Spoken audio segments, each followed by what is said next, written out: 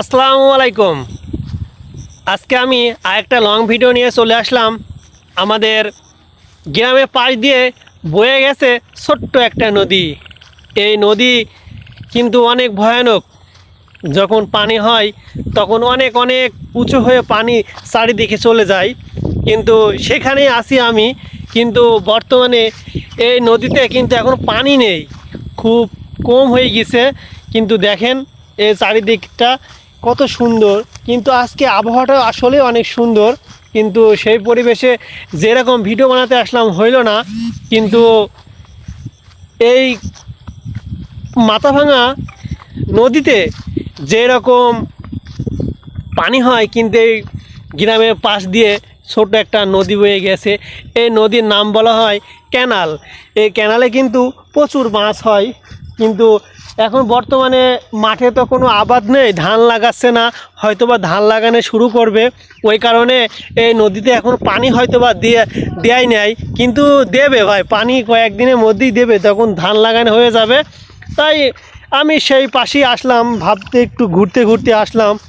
আমার তো যেখানে খুশি সেখানে একটা ভিডিও বানাইতে হবে ভাই। কোন ভিডিওটাতে ফরিতে যাবে উপর আল্লাহ জানে, আর জানিও না কবে ভিডিও যদি ভাইরাল হবও কি না, তাও জানি না। কিন্তু ভিডিও করার চেষ্টা করি।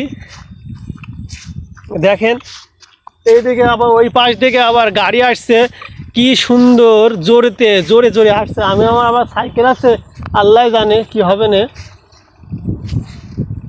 কিন্তু পরিবেশটা আসলে অনেক সুন্দর।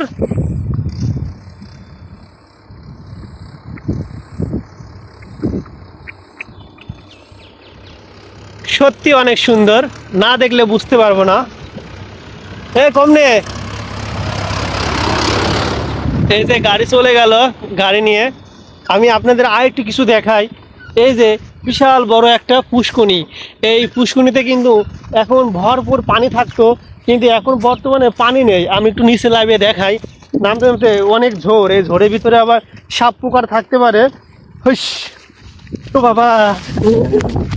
কিন্তু দেখেন আমি চলে আসলাম সেই পুকুরে গাবিতে। আমি এখানে প্রচুর প্রচুর মাছ হয়, কিন্তু আসলে এখানে কত মাছ ধরতে এসেছি ছোটোবেলায়, কিন্তু আর কি করব, এখন তো পানি নেই।